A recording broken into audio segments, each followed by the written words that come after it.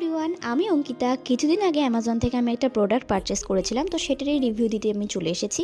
তো এটা হচ্ছে কেয়ার স্মিথের একটা hair dryer plus hair straightener combo. এটা কিন্তু 2 in 1 একটা প্রোডাক্ট। তো চলো আনবক্সিং করা যাক। এটা হচ্ছে হেয়ার ড্রায়ার, এটা স্ট্রেটনিং করার কোম, আর এটা হচ্ছে আসল মেশিন। আর এটার সাথে একটা গ্লাভস দিয়ে দিয়েছিল আমাদের হাতকে হিট থেকে প্রোটেক্ট করার জন্য।